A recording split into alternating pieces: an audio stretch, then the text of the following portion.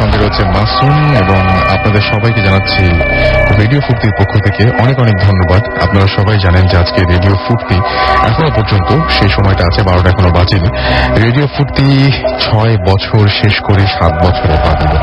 এই এতটা বছর আপনারা ছিলেন বলেই আমরা এতটা বছর আপনাদের সাথে ছিলাম, মানে আপনারা ছিলেন বলে হয়তো আমরা এতটা মানে প্রকট হয়ে আপনাদের সামনে এসে হাজির হয়েছি এবং আপনাদেরকে ভবিষ্যতেও ঠিক একইভাবে ফুর্তি দিয়ে যাব সেই প্রত্যাশা রাখি এবং ভবিষ্যতেও আপনারা ঠিক একইভাবে আনন্দ পাবেন রেডিও ফুর্তির কাছ থেকে, সে বিষয়ে কোনো সন্দেহই নেই। এবং আপনারা ছিলেন বলেই ভূত এফএম আছে, আপনারা ছিলেন বলেই সকালবেলায় সাদিয়া হ্যালো ঢাকা শুরু করে, আপনারা ছিলেন বলেই আবার সন্ধ্যাবেলায় দেখা যায় যে আর যে অপু সেই শুরু থেকে যারা আছেন আর যে অপু তার ঢাকা কলিং শুরু করেন, নুসরাত আপনাদের সামনে কথা বলেন, আপনারা আছেন বলে সারজিনা শো করে, সবাই আমরা সবাই মিলে আপনাদের জন্যই এবং আপনাদের জন্যই প্রতি শুক্রবারে সকালবেলায় ঠিক একইভাবে কফি হাউস শুরু হয় এবং রাতের বেলায় ভূত এফএম চলে এবং ভবিষ্যতে সেটা চলবে যতদিন পর্যন্ত আপনারা আমাদের সাথে থাকবেন, ততদিন পর্যন্ত ইনশাল্লাহ আমরা আপনাদের সাথে থাকবো। সো এই সুন্দর এই ক্ষণে, সুন্দর এই সময়ে আমি এবং মাসুম আমাদের দুজনের পক্ষ থেকে, আমি তো বললাম মাসুমও নিশ্চয়ই কিছু বলবে, আজকে এরকম 6টা বছর আমরা পার করেছি। সুতরাং সেই সময়ে আসলে কেমন লাগছে যে 6টা বছর যে আমরা পার করলাম, কেমন লাগছে মাসুম? আচ্ছা, যাই হোক, এবং আমার মনে হয় যে ভবিষ্যতেও ভালো যাবে, রাইট? ইনশাআল্লাহ। তো আমরা ভবিষ্যতেও আপনাদেরকে ঠিক একইভাবে আনন্দ দিয়ে যাব সেই প্রত্যাশা রাখি। আপনারা আমাদের সাথে থাকবেন। আজকে সকাল থেকে অনেকে উইশ করেছেন আমাদেরকে, আমরাও এতক্ষণ ধরে অনেক মজা করছিলাম, হইচই করছিলাম রেডিও ফুর্তিতে সবাই মিলে। বিভিন্ন জায়গা থেকে আমাদের শুভাকাঙ্ক্ষীরা আসছিলেন, বন্ধু বান্ধব আসছিলেন এবং আমরা সবাই মিলে এতক্ষণ ধরে অনেক আনন্দ ফুর্তি করলাম। তো আমাদের তারপরেও আপনাদের সাথে এবং আপনাদের সাথে যে আনন্দটা ভাগ করে নেওয়া, সেই আনন্দটার কথা সবসময় মনে ছিল যে আনন্দটা ভাগ করে নিতে পারলে আরো বেশি ভালো হতো। তো এখন সেই আনন্দটা ভাগ করে নিচ্ছে এবং শুরুতে এই জন্য এই ভূমিকা। সো আমার মনে হয় যে আপনারাও নিশ্চয়ই অনেকদিন, মানে আপনারা নিশ্চয়ই অনেক বেশি খুশি আমাদের এই মানে কি বলবো, যে আমাদের এই আনন্দে আপনারাও আনন্দিত, সেটা আমি বলবো। আজকে একটু দুঃখের ব্যাপারও আছে। আপনারা জানেন যে আজকে বাংলাদেশ এবং নিউজিল্যান্ডের T20 ওয়ার্ল্ড কাপে বাংলাদেশ নিউজিল্যান্ডের বিপক্ষে খেলে ম্যাচ শুরু করলো, কিন্তু আজকে আনফরচুনেটলি বাংলাদেশ পরাজিত হয়েছে। এবং আসলে সত্যি কথা বলতে যেটা, যে নিউজিল্যান্ড প্রথমে ব্যাট করতে নেমে 191 রানের বিরাট এক টার্গেটের মুখে ফেলে দেয় বাংলাদেশকে এবং বাংলাদেশ সেখানে মোটামুটি মানে বেশ ভালো খেললেও তারপরে একটা এত বড় রান এবং এত বড় একটা স্কোর, সেটাকে চেজ করে বাংলাদেশ 132 রানে পৌঁছাতে সক্ষম হয়। আমার যেটা মনে হয় যে নেক্সট ম্যাচ যেটা আছে সেখানে বাংলাদেশ আসলে আরো ভালোভাবে জ্বলে উঠবে, সেটাই আশা করবো আর কি। যাই হোক, আমরা আজকে শোতে চলে যাই। শুনছেন সবসময় রেডিও ফুর্তি, চলছে ভূত এফএম হন্টেড বাই এয়ারটেল। আর আজকে আপনারা যদি কেউ আনফরচুনেটলি এই শোটা মিস করে ফেলেন, এপিসোডটা মিস করে ফেলেন, তাহলে চিন্তার একেবারেই কোনো কারণ নেই। আপনারা আবারও এয়ারটেল এম রেডিওর মাধ্যমে এই এপিসোডটি আরো একবার শুনতে পাবেন। সেজন্য আপনি যেটা করতে হবে, আপনার এয়ারটেল নাম্বার থেকে ডায়াল করতে হবে 4040, সিলেক্ট করতে হবে চ্যানেল 22। তাহলে দেখবেন আপনাকে একের পর এক বিভিন্ন এপিসোডের অপশন দেওয়া হচ্ছে এবং যে এপিসোডটি আপনি মিস করেছেন বা যে এপিসোডটি আরো একবার শুনতে চান, সেই এপিসোডটি চাইলেই আপনি সেখান থেকে শুনতে পারবেন।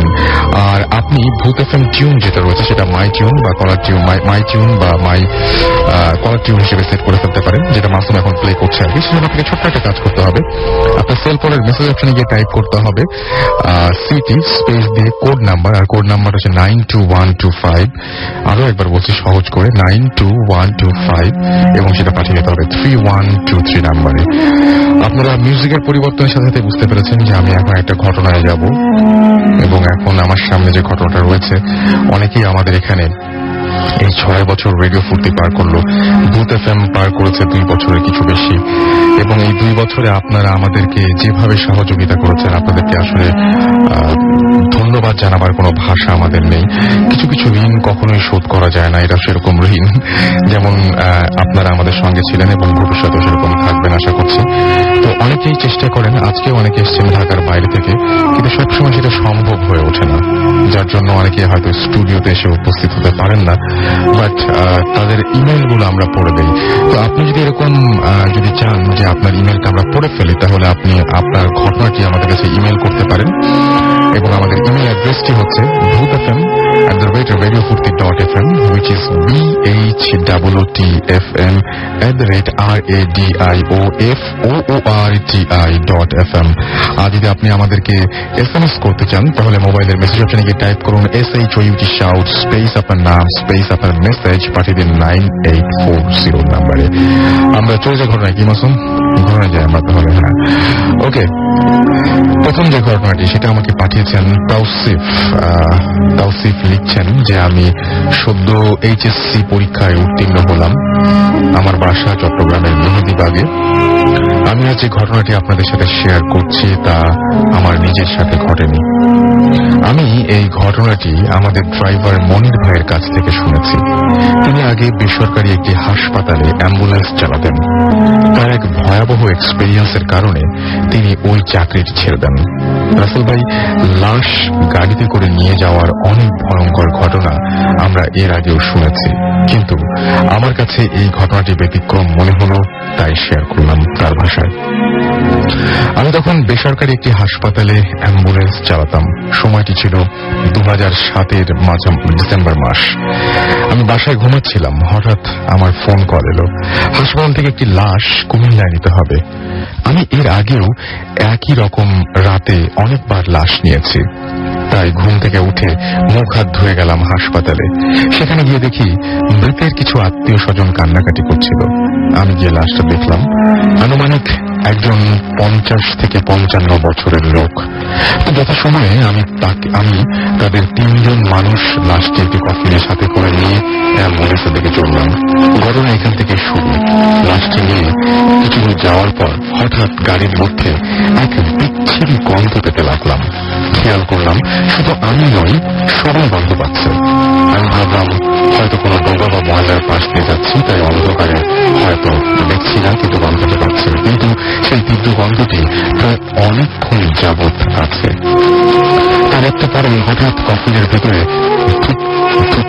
শব্দ হতে লাগলো। একটি জ্যান্ত মানুষ বা একটি পাখিকে একটি বাক্সে আটকে রাখলে সেটি যদি ছটফট করে তবে যে শব্দ হবে, এই শব্দটি সেরকম। আমার জীবনে আমি অনেক লাশ গাড়িতে বহন করে নিয়ে গেছি, কিন্তু এমন ঘটনা আগে কখনো ঘটেনি। আমি তাই ওই মুহূর্তে ভীষণ ভয় পেলাম। শুধু আমি নয়, গাড়িতে থাকা আমার সব মানুষটাই, আমরা যারা ছিলাম তারা সবাই ভয় পেলাম। একটু পর শব্দটা থেমে গেল। এরপর কিছুক্ষণ কোনো শব্দ হয়নি। আমরা সবাই কিছুটা রিল্যাক্স হওয়ার চেষ্টা করলাম। কেউ কাউকে কিছু বলছিলাম না। আমি গাড়ি নর্মাল স্পিডে চালাতে লাগলাম। আমার পাশে বসা ভদ্রলোক ভয়ে কাঁপছে। বলে রাখা ভালো, গাড়িতে তখনও সেই গন্ধটি ছিল। কিছু দূর যেতে না যেতেই আবার সেই কফিনে শব্দ হতে লাগলো। এইবার যেন পূর্বের চেয়ে অনেক বেশি জোরে শব্দ হচ্ছে। আমি পেছনে দেখার আয়নাটির দিকে তাকালাম। আমি দেখলাম কফিনের পাশে বসা ভদ্রলোক দুটির মধ্যে একজন অজ্ঞান হয়ে পড়ল, আর একজন নিথর দৃষ্টিতে কফিনের দিকে তাকিয়ে আছে।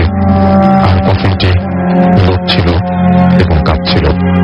আমি গাড়ি চালাচ্ছিলাম। আমার হাত দুটো ভয়ে কাঁপছিল। মনে হচ্ছিল এখনই আমি অজ্ঞান হয়ে যাব। আশেপাশে তাকিয়ে দেখলাম জায়গাটা জনশূন্য। কোথাও কোনো মানুষ থাকার, কোনো বাড়িঘর থাকার কোনো কথাই নেই। তাই ভাবলাম যে করেই হোক এখান থেকে গাড়ি থামানো যাবে না। হঠাৎ পেছন থেকে একটি বিকট আওয়াজের সাথে কফিনের মুখটা খুলে গেল। সাথে সাথে পেছনে যে ব্যক্তিটি লাশের দিকে তাকিয়েছিল সেও চিৎকার করে অজ্ঞান হয়ে পড়ল। আমি তখন সাথে সাথে ব্রেক কষে দিলাম। পেছনে তাকিয়ে দেখি আমার পাশে বসা লোকটি লাশের, এবং সেই লোকটি দেখলাম যে লাশের বিভিন্ন জায়গায় ক্ষত এবং লাশটির মাথা নেই, এবং পুরো লাশ জুড়ে অনেক বড় বড় পিঁপড়ার মতো কিছু প্রাণী, যা মুহূর্তের মধ্যে অদৃশ্য হয়ে গেল। আমি এবং পাশে বসা লোকটি সাথে সাথে গাড়ি থেকে বের হয়ে রীতিমতো দৌড় দিলাম। একটু সামনে যেতেই আমি জ্ঞান হারালাম। সকালে যখন জ্ঞান ফিরল তখন দেখলাম আমি ওই 3টি লোক পাশাপাশি শোয়া, এবং আমাদেরকে ঘিরে অনেক লোক জড়ো হয়ে আছে। আমি উঠতেই তারা আমাকে বলল তারা আমাদের দুজনকে রাস্তার পাশে আর অপর দুজনকে গাড়িতে অজ্ঞান অবস্থায় পায়। আমি গাড়িতে একটি আধ খাওয়া লাশ কফিনে পড়ে থাকতে দেখি। এরপর ওই লোক তিনটি আর ওই এলাকা থেকে আরো কয়েকজনকে সাথে নিয়ে আমরা লাশটা কুমিল্লায় নিয়ে গেলাম। এই ঘটনার পর আমি সাথে সাথে চাকরিটি ছেড়ে দিই। এরপর আমি আর কোনো ঘটনার সম্মুখীন হইনি, হতেও চাই না। এই ছিল মনির ভাইয়ের ঘটনা। আপনারা চাইলে এটিকে শেয়ার করতে পারেন। আর মনির ভাই কেউ বা আমি কেউ এসে শেয়ার করতে পারবো না বিধায় আমরা আন্তরিকভাবে দুঃখিত। যাই হোক, লেখার মধ্যে একটু অসামঞ্জস্য ছিল, সেই জন্য একটু যাই হোক যেখানে আমরা আসলে আপনার মধ্যে ঘটনাটি বুঝতে পেরেছেন এবং আশা করছি এই ঘটনাটি আপনাদের অনেক বেশি ভালো লেগেছে। আপনাদের কাছেও এরকম ঘটনা থাকতেই পারে। বাংলাদেশ এমন একটা দেশ যে দেশে আপনি যাকেই জিজ্ঞেস করেন না কেন সে আপনাকে একটা অন্তত ভয়ের ঘটনা মানে বলতে পারবে, হয়তো তার নিজের জীবনে ঘটেনি, অন্য কারো কাছ থেকে শুনেছে। আমরা সেই সমস্ত ঘটনা চাই। আমরা চাই আপনারা স্ক্রিনে এসে শেয়ার করেন। আমরা চাই যে সেই ঘটনাগুলো আপনারা পাঠিয়ে দিন আমাদেরকে। এবং ঘটনা পাঠাতে হলে আমাদের ইমেল অ্যাড্রেসটি আরো একবার আপনাদের মনে করে দিচ্ছে এবং মনে রাখতে হবে। সেটা হচ্ছে bhutfm@radio50.fm, which is bhutfm@radiofoorti.fm। আর আপনারা যদি আমাকে SMS করতে চান তাহলে মোবাইলের মেসেজ আপনাকে টাইপ করুন FI20 shout স্পেস আপনার নাম স্পেস আপনার মেসেজ পাঠিয়ে দিন 9840 নাম্বারে। লিটন অলরেডি ময়মনসিংহ থেকে SMS করেছেন আমাদেরকে এবং তিনি বলছেন যে তার ওয়াইফ সিক, তারপরেও তিনি ভূতাফোন শুনছেন। আমার মনে হয় যে অবশ্যই আপনার ওয়াইফকে আমার সময় দেওয়া উচিত। এবং আমাকে নিয়াবুল SMS করেছেন বাড্ডা ঢাকা থেকে এবং তিনি বলেছেন যে আজকে বাংলাদেশ হেরেছে বলে খুব কষ্টে আছে এবং দুঃখটা এখনো ভুলতে পারি না, কষ্ট নিয়ে ভূতাফোন শুনছে। হ্যাঁ ভাই, সবাই আমরা কষ্টে আছি, অবশ্য আমরা খুব কিছুটা আবার আনন্দও আছে, ঠিক কষ্টটাকে ঠিক উপলব্ধি করতে পারছি না। আজকে ফুর্তির 6 বছর পূর্বে, সুতরাং আমরা বেশ ফুর্তিতে আছি বলতে পারেন এবং আপনারা বেশ ফুর্তিতে আছেন। 6 বছর ধরে ফুর্তিতে ছিলেন, ভবিষ্যতে ফুর্তিতেই থাকবেন। আমাদেরকে ভূত রাখি SMS করেছেন এবং তিনি বলেছেন আমি একাই ভূতাফোন শুনছি। এছাড়াও ইমতিয়াজ, ইমরান, ইসারুল, ওয়াহিদ খালিশপুর খুলনা থেকে আমাদের SMS করেছেন এবং আমাদেরকে SMS করেছেন। আচ্ছা, তিনি গত 2 বছর একটা এপিসোড মিস করেনি সেটা বলেছেন। অন্তরা খুলনা থেকে আমাদের SMS করেছেন। এছাড়াও SMS করেছেন আমাদেরকে লুৎফুল টাঙ্গাইল থেকে, লিমা খুলনা থেকে SMS করেছেন, হাসিফ আমাদের SMS করেছেন মাদারটিক থেকে, সাব্বু আমাদের SMS করেছেন শান্তিনগর থেকে, নেক্সাস মাইদুল যাত্রাবাড়ি থেকে আমাদের SMS করেছেন, নারায়ণগঞ্জ থেকে বুশরা SMS করেছেন আমাদেরকে লরেন গোমেজ মিরপুর 1 থেকে। এছাড়া আমাদেরকে SMS করেছেন মোহাম্মদ সাইফুল চিটাগাং থেকে, আমাদেরকে জুথি SMS করেছেন। এছাড়া আমাদেরকে SMS করেছেন দেখতে পাচ্ছি রিয়েল ও রুনা ময়মনসিংহ থেকে এবং তারা রেডিও ফুর্তির এই 6 বছর পূর্তিতে শুভেচ্ছা জানিয়েছেন, শুভকামনা জানিয়েছেন। আমাদেরকে জায়েদ SMS করেছেন সিলেট থেকে। এছাড়া আমাদেরকে সিফাত SMS করেছেন। যাই হোক, যারা SMS করেননি তাদেরকে আরো একবার নিয়ন্ত্রণ করবে, শাউট লিখে স্পেস দিয়ে আপনার নাম লিখে স্পেস দিয়ে আপনার মেসেজ লিখে পাঠিয়ে দিন 9840 নাম্বারে। আমরা ছোট একটা ব্রেক নেব, তারপরে চলে যাবো আমাদের অতিথির কাছে। কোথাও যাবেন না, যেভাবে 6 বছর ছিলেন সেভাবে এখনো থাকবেন। স্টে টিউনড রেডিও ফুর্তি এন্ড ডোন্ট স্টপ। শুনছেন সবসময় রেডিও ফুর্তি। আমাদের সময় রাত 12টা বেজে 21 মিনিট। আমি রাস্তাল আছি সাথে এবং আমরা পাচ্ছি আপনাদের SMS, একটার পর একটা SMS এবং সেই সাথে আমি বলেছিলাম যে ব্রেকের পরে ফিরে আসবো আবার অতিথিদের কাছে। আমার কাছে এখন আমার পাশে বসে আছেন আমাদের প্রথম অতিথি এবং আমরা তার কাছে যাচ্ছি তার ঘটনা শোনার জন্য। আপনার নামটা বলবেন, কোথা থেকে এসছেন? হ্যালো এভরিওয়ান, আমি সাব্বির নেটওয়ার্ক থেকে আসছি। আমার বাসা যশোর। আমি বাংলাদেশ ইউনিভার্সিটি থেকে BBA করতেছি এবং ছোট্ট করে একটু রেডিও ফুর্তিকে জন্মদিনের শুভেচ্ছা জানাচ্ছি। যাই আমি ঘটনায় চলে যাচ্ছি। ঘটনাটি ঘটেছে আমার বন্ধুর সাথে, বন্ধুর ফ্যামিলির সাথে। বন্ধুর নাম শাকিল। বন্ধুর নানা খুব ভালো ফুটবল খেলত। ফুটবল ভালো খেলাতে বিভিন্ন লোকের কাছ থেকে তিনি হারে খেলতে যেত। এমনই একভাবে তিনি কন্যাদাহ একটা গ্রামে হারে খেলতে যায়। খেলার ভিতরে অনেক টয়লেট লাগে, কিন্তু খেলা শেষ না করে তিনি না উঠে খেলা শেষ করে।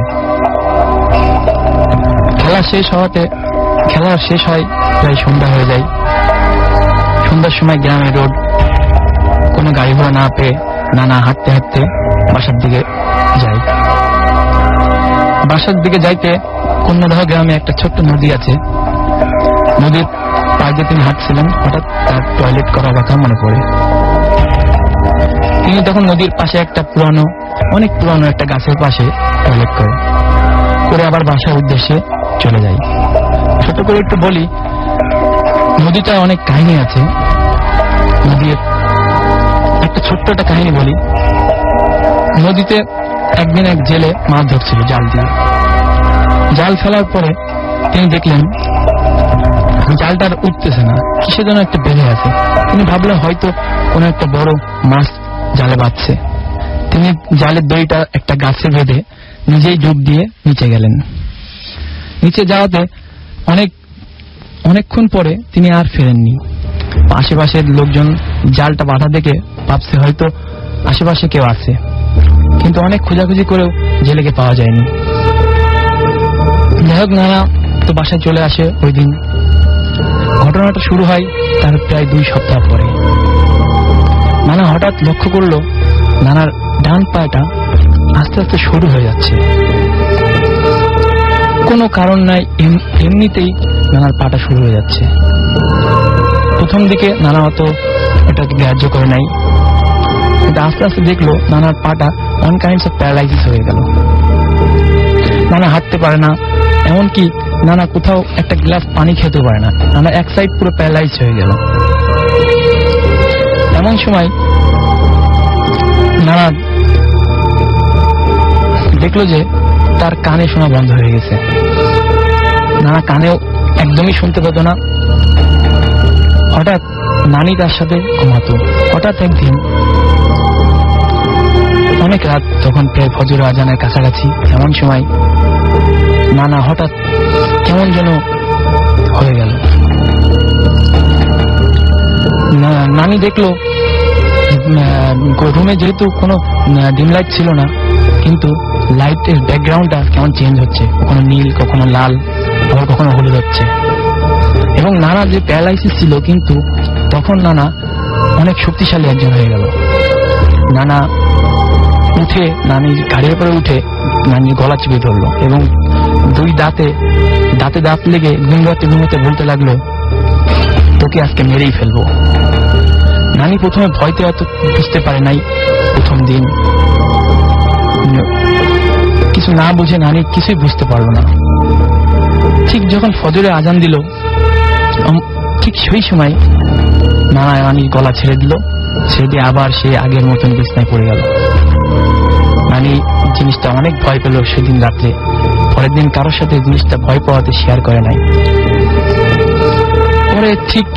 পরের 2 দিন পরে একই সিমটম। নানা কিছুই খাইতে পারে না, উঠে বসতে পারে না, 1 গ্লাস পানিও খাইতে পারে না। কিন্তু কেন নানার সাথে এমন হচ্ছে? নানা কেন রাত হলে এত শক্তি পাচ্ছে, কোথা থেকে পাচ্ছে? নানি কোনো কিছুতেই বুঝে উঠতে পারলো না। নানি শেষমেশ সেটা সবার সাথে শেয়ার করলো, মামার সাথে শেয়ার করলো। তখন মামা আশেপাশে অনেক ডাক্তার দেখালো, যশোরে, খুলনায় অনেক ডাক্তার দেখালো, কিন্তু কোনোটাতেই কোনো কাজ হলো না। কোনো ডাক্তারই কোনো রোগ ধরতে পারে না। নানা ক্রমশই নিস্তেজ হয়ে যায়। অনেক কবিরাজও দেখানো হলো, কিন্তু কেউ আসল ঘটনাটা কি হচ্ছে কেউ বলতে পারলো না।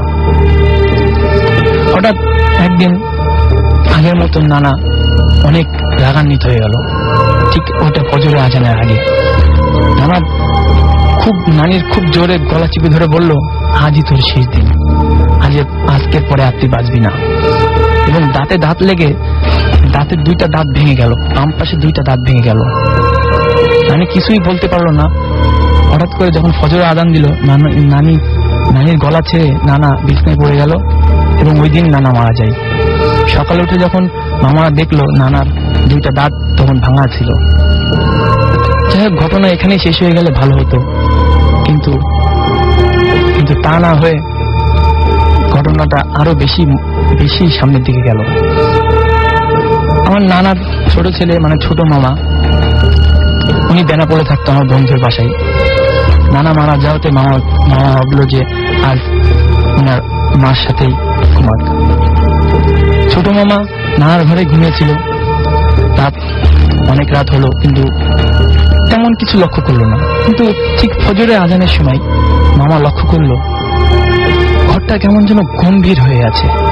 মনে হচ্ছে ঘরের ভিতর কি একজন আছে এবং মামার গায়ের পরে শুয়ে আছে। মামার হাত এত ভারী হয়ে গেল, হাত পা এত ভারী হয়ে গেল যে উঠে বসে কাউকে ঢাকবে সেই শক্তিটুকু মামা পাচ্ছিল না। মামা ভাবলো হয়তো নানা মারা গেছে, এই কারণে তার এমন হচ্ছে। সেদিন আর কিছুই হয় নাই।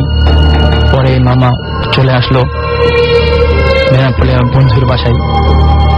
সেখানে সব ঠিকঠাকই চলছিল। প্রায় 1 মাস মতন পরে ঠিক সেই একই সিমটম দেখা দিল মামারও। মামার ডান পা হঠাৎ শুরু হয়ে যাচ্ছে লাগলো। তখন বন্ধুর মা, বন্ধুর সবাই, ফ্যামিলির সবাই খুব উদ্বিগ্ন হয়ে গেল। চিন্তা করলো হয়তো এটা প্যারানর্মাল কিছু একটা। কিন্তু কোনো ডাক্তার বা কোনো কবিরাজ, কোনো হুজুর, কোনো কিছুই কেউ বলতে পারলো না আসল ঘটনাটা কি হচ্ছে।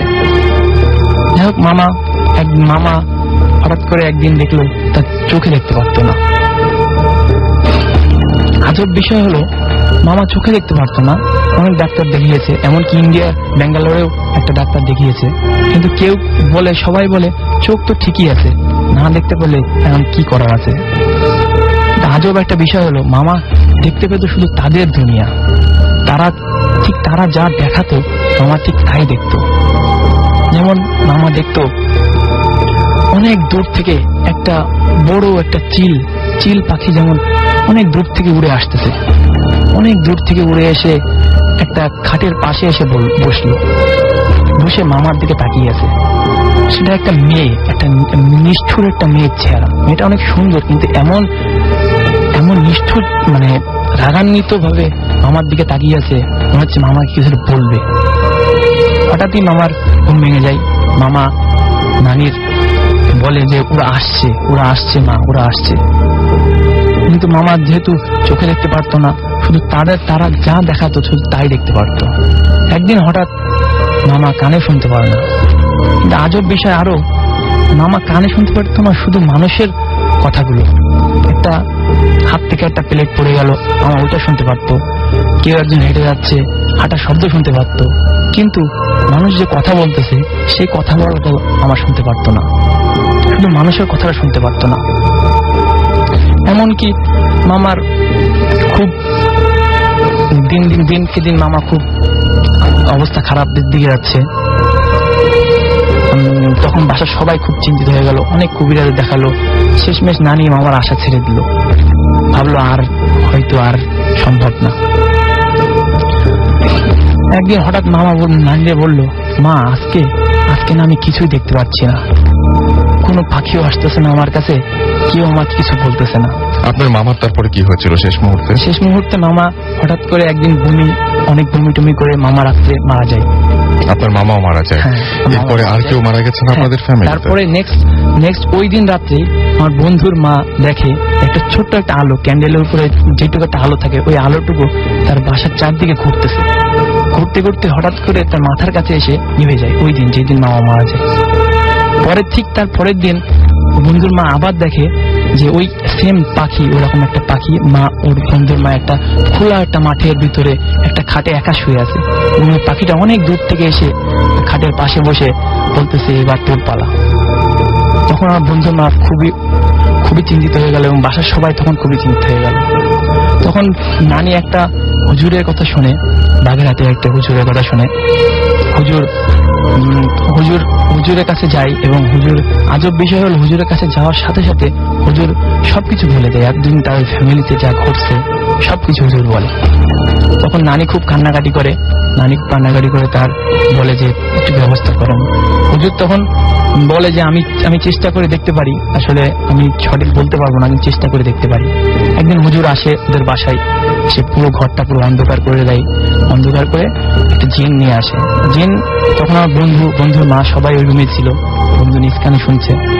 জিন বলছে যে আপনারা দুধ শরীফ পড়েন, আমার আলোর ভিতর দিয়ে আসতে খুব কষ্ট হয়। তারপর আস্তে আস্তে জিন বললো যে আসলে ঘটনাটা ঘটছিল ওই দিন যেদিন নানা ওই কাছে এবং টয়লেট করছিল, ওখানে আসলে ব্রিটিশ আমলে ওখানে মেয়েদের পোড়ানো হতো। ওই 2-3টা মেয়ে ওখানে গাছের নিচে বসেছিল, তাদের গায়ে লাগছিল। তারা তখনই নিয়ত করছিল যে এদের ফ্যামিলি কাউকে বাঁচতে দিবে না।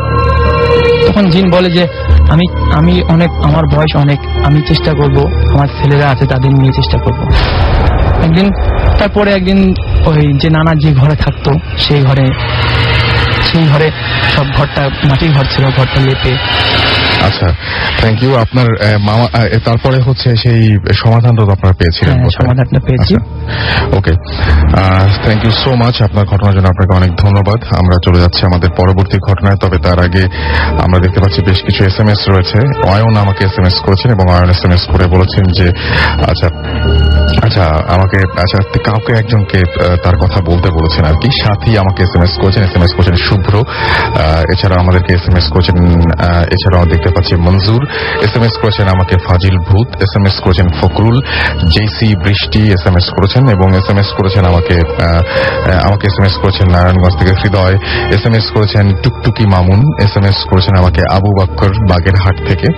এছাড়াও আমাকে SMS করেছেন দেখতে পাচ্ছি শামীম, SMS করেছেন আমাকে রবিন সহ আরো অনেকে। আপনি যদি SMS করতে চান তাহলে মোবাইলের মেসেজ অপশনে গিয়ে টাইপ করুন SHOUT শাউট স্পেস আপনার নাম স্পেস আপনার মেসেজ পাঠিয়ে দিন 9840 নাম্বারে। আমরা চলে যাচ্ছি পরবর্তী ঘটনা। আপনার নামটা বলবেন, কোথা থেকে এসেছেন?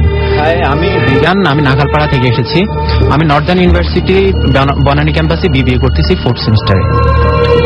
আজকে আমি যে ঘটনাটা বলবো এটা হচ্ছে আমার আব্বার ঘটনা। এটা আমাদের গ্রামের বাড়ি লক্ষ্মীপুরে ঘটছিল।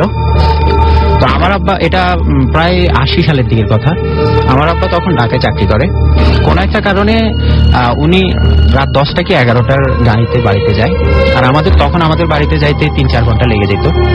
তো ওই সময় উনি প্রায় রাত্রের 1-2টার দিকে বাড়িতে যায় পৌঁছে। আমাদের বাড়িটার একটা বর্ণনা দিতে হবে। আমাদের বাড়িটা হচ্ছে একবারে গ্রামের এক পাশে, এটার চারপাশে কিছু একটা হিন্দু বাড়ি আছে অনেক পুরাতন। এই হিন্দুদের এখানে অনেক বড় বিশাল একটা বাগান আছে। বাগানের ভিতরে 2-3টা শ্মশান ঘাট আছে, আর 2 বর্ণের হিন্দু বাস করতো। হিন্দুদের কবরস্থানও আছে এখানে। তো এই জঙ্গলের ভিতর দিয়ে, এই বাগানের ভিতর দিয়ে যেতে হইতো। তো আব্বা একা একা হাঁটছে। বাগানের ভিতরে ঠিক ঢুকার আগে আব্বা দেখে যে এক মহিলা ওনার সামনে দিয়ে যাচ্ছে। তো ওই মহিলাটা আসলে আব্বা পিছন থেকে দেখে যা বুঝলো তা হচ্ছে আমাদের গ্রামে একটা পাগলি মহিলা ছিল। ওই পাগলি মহিলা, আব্বা মনে করছে যে ওই পাগলি মহিলা যাচ্ছে। তো আব্বা পিছন পিছন যাচ্ছে, পাগলি মহিলার প্রবলেম নাই। কিন্তু কিছু দূর যাওয়ার পরে আব্বা খেয়াল করলো যে আব্বা যতই দ্রুত হেঁটে সামনে যাওয়ার চেষ্টা করতেছে, ওই পাগলি মহিলা আব্বাকে সাইড দিচ্ছে না। তো আব্বা একসময় বিরক্ত হয়ে বলছে, এই সর। তো তখন দেখে যে পাগলি মহিলা আব্বার দিকে তাকাইছে এবং বলতেছে, আমি তো আপনাকে রাস্তা দিচ্ছি কি। তখন আব্বা খেয়াল করছে চাঁদের আলোয় যে আসলে ও তো পাগলি মহিলা না। আসলে পাগলি মহিলার ফেসটা হচ্ছে একটা কুকুরের ফেসের মতো, 2 পাশ দিয়ে অনেক বড় বড় দাঁত বের হয়ে গেছে। আব্বার কথায় এটা পিচাস। তো আব্বা প্রচন্ড ভয় পাইছে, কিন্তু তারপরও মনে করছে যে এখানে যদি উনি ফিট হয় বা এই রাত্রে কি হবে। তো উনি এজন্য একটু ডিস্টেন্স বজায় রেখে পিছন পিছনে হাঁটা শুরু করছে এবং একটু ডিস্টেন্স ওইখানে সিগারেট দেওয়া হয়েছে, পিছন পিছন হাঁটা শুরু করছে। তো যখন বাগানের মাঝামাঝি আসছে তখন দেখে যে পাগলি মহিলাটা সাইড দিয়ে চলে গেছে। তো আব্বা আর ওইখানে কিছু বলে নাই, চলে আসছে। তো আসার পরে সামনে একটা শ্মশান ঘাট পড়ে। ওই শ্মশান ঘাটে যখন আসছে তখন দেখে যে অন্য কোনো দিকে বাতাস নাই, কিন্তু আব্বা কোনোভাবে এত বাতাস, মানে প্রচন্ড তুফান হইলে যেরকম হয় ওই তুফানের মতো আব্বারে যাইতে দিচ্ছে না সামনে। তো আব্বা কি অনেক কষ্টে দোয়া টোয়া পড়ে তারপর ওইখান থেকে আসছে। আসার পরে বাড়িতে আস্তে আস্তে 3:30 বেজে গেছে। আব্বা এসে কাউকে কিছু বলে নাই। দাদার পাশে একটা খাট ছিল, ওই খাটে শুয়ে পড়ছে। তো শুয়ে পড়ার পরে শীতকাল ছিল, আব্বা গায়ে কাঁথা দিয়ে ঘুমায় পড়ছে, আর পায়ের কাছে ওনার একটা জানালা ছিল। তো হঠাৎ আব্বা খেয়াল করছে যে কতক্ষণ ঘুমাইছে আব্বা জানে না, একটু তন্ডার মতো আসছে, দেখে যে ওনার পায়ের ওইখান থেকে কেউ একজন জানালা দিয়ে টানতেছে, কাঁথাটা টানতেছে। তো আব্বা, আমরা যেরকম অর্ধেক খাটের সাথে হেলান দিয়ে বসলে যেরকম, আব্বা এরকম বসছে। বসার পর আব্বা ব্যাপারটা দেখলো যে চাঁদের আলোয় ওই একটা ছেলে টোকাইদের মতো অনেক ছোট জানালা দিয়ে, মানে এমন অবস্থা যে জানালায় ওর ফেসটা আর কিছু অংশ দেখা যাচ্ছে এরকম। ওর মাথায় অনেক গোটা থাকলে যেমন হয় না, বিচি থাকলে যেরকম হয়, এরকম চাঁদের আলোয় দেখা যাচ্ছে। আর মুখ থেকে ও ফিস ফিস একটা শব্দ করতেছে। ও কিছু বলতেছে, কিন্তু আব্বার কাছে মনে হচ্ছে এই টাইপের একটা শব্দ। তো আব্বা কি করছে, যখন খেতাটা আস্তে আস্তে যাচ্ছে, কাঁথাটা আব্বা কি করছে, এটার একটা সাইড ধরে ফেলছে। ধরে ফেলার পরে দেখে যে ওই সাইড থেকে টান আসছে আস্তে আস্তে, যে ও যে টানতেছে এটা বোঝা যাচ্ছে। তা আব্বা এটা তো ভয় পায়, আব্বা তাড়াতাড়ি উঠে দাদাকে ডাক দেয় পাশের খাট থেকে। তো দাদা উঠে যায়, উঠে যাওয়ার পর উনাকে সব ঘটনা বলে যে এই ব্যাপারটা। তো তখন দাদা উঠে দরজা টরজা খুলে, আমাদের তখন কারেন্ট ছিল না, আমাদের মানে 3 বছর হয়েছে মাত্র কারেন্ট আসছে এরকম একটা বাড়ি। তো আব্বা উঠে তাড়াতাড়ি হারিকেন নিয়ে বাইরে হচ্ছে, তারপরে চারপাশে খুঁজলো, না কিছু নেই, এভরিথিং ওকে, এই আর কি। পরে আব্বা দাদাকে যখন কাহিনীটা বলছে, দাদা অনেক বকা দিয়েছে যে রাত্রে এরকম যেন না আসে। আচ্ছা, ওকে, আপনাকে অনেক ধন্যবাদ আপনার ঘটনার জন্য। আমরা চলে যাচ্ছি আমাদের পরবর্তী ঘটনায়, তবে তার আগে বেশ কিছু SMS রয়েছে আমাদের কাছে। আবির টঙ্গী থেকে লিখেছেন একা একা শুনছেন, তার ভয় করছে, এবং কামনা আখতার আমাকে SMS করেছেন মেহেরপুর থেকে। রয় আমাদের SMS করেছেন এবং আমাদেরকে SMS করেছেন এবং তিনি বলেছেন যে বাংলাদেশ হেরেছে তো কি হয়েছে, পাকিস্তানের সাথে জিতবে ইনশাল্লাহ। আমাদেরকে ইয়াসিন SMS করেছেন, আমি এবং আমার ফ্রেন্ড ভূত FM শুনছি এবং তাদের ভয় করছে, এটা লিখেছেন। অয়ন আমাদেরকে লিখেছেন ছাতক থেকে। এছাড়াও সাকিব আমাদের SMS করেছেন, জন্মদিনের শুভেচ্ছা জানিয়েছেন রেডিও ফুড থেকে। আরিফ আমাদের SMS করেছেন, রেডিও ফুড থেকে জন্মদিনের শুভেচ্ছা জানিয়েছেন। আমাদেরকে SMS করেছেন SM গোলাম রিফাত, তারা সবাই ভূত FM শুনছেন। এছাড়াও সোনালী আমাদেরকে খুলনা থেকে SMS করেছেন, তিনি ভূত FM শুনছেন। হাসান আমাদেরকে SMS করেছেন এবং তিনি আমাদের শুভেচ্ছা জানিয়েছেন। আমাদেরকে দেখতে পাচ্ছি মুন্নি SMS করেছেন। আকাশ শাওন SMS করেছেন ময়মনসিংহ থেকে আমাদেরকে। এছাড়াও ইভা শাহজাহান, নোমান রিমন আমাদের SMS করেছেন, শাওন ময়মনসিংহ থেকে SMS করেছেন। লিটা আমাদের SMS করেছেন আমাদেরকে, নাম লেখেননি এরকম একজন। আমাদেরকে রাজিয়া SMS করেছেন গ্যান্ডোরিয়া থেকে। আমাদেরকে শাকুর SMS করেছেন অদিত SMS করেছেন, ববি রাইসা SMS করেছেন আমাদেরকে, SMS করেছেন শুভ্র SMS করেছেন আমাদেরকে, বিমল SMS করেছেন, আমেনা সহ আরো অনেকে।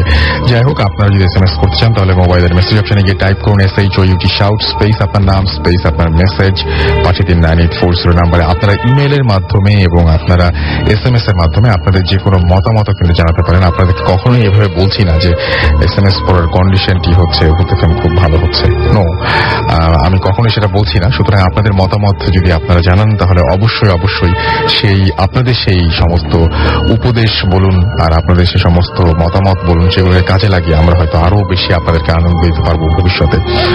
যাই হোক, আমরা চলে যাব পরবর্তী ঘটনায়। বলেছি যে আর অনেকেই এখানে আসেন যারা হয়তো তাদের ঘটনাগুলো এখানে এসে শেয়ার করতে চান, কিন্তু যে কোনো কারণেই হোক শেষ মুহূর্তে আসতে পারেন নাই। সেরকম আরো একজন আছেন আমার কাছে এখানে, এবং যশোর থেকে আমাদেরকে SMS করেছেন সালমান আল নাহিয়ান।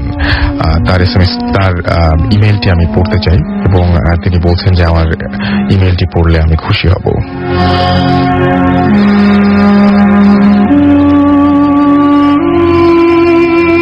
আচ্ছা, তিনি লিখছেন, হ্যালো রাসেল ভাই, নিশ্চয়ই ভালো আছেন। আমি জানি আপনি সব সময় ভালোর দলে। আমি আজকে আপনাদের সাথে আমার জীবনে ঘটে যাওয়া একটা ঘটনা শেয়ার করব।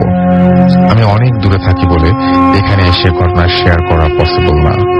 কথা না বাড়িয়ে আমি আমার ঘটনা শুরু করি। সময়টা 2011 মার্চ মাস। আমি এবং আমার মা খুলনাতে আমার নানু বাড়িতে বেড়াতে যাই।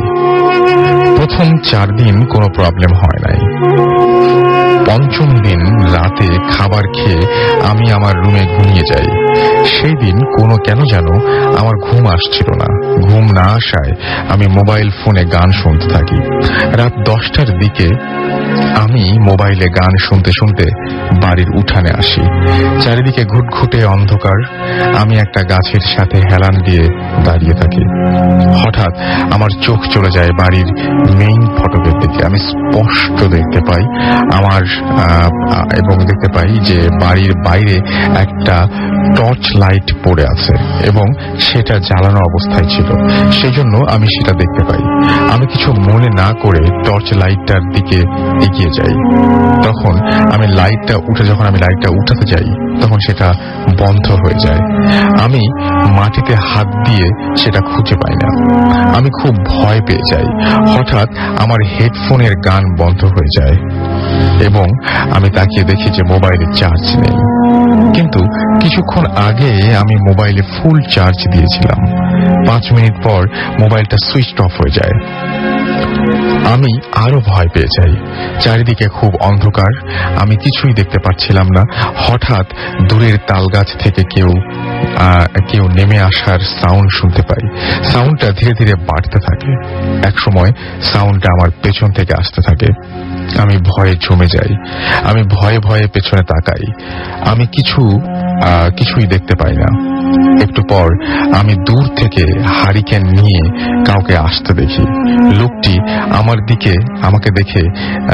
আমাকে দেখে এগিয়ে আসছিল এবং সে যখন আমার একদম কাছে চলে আসে তখন আমি যা দেখি সেটা দেখার জন্য আমি প্রস্তুত ছিলাম না।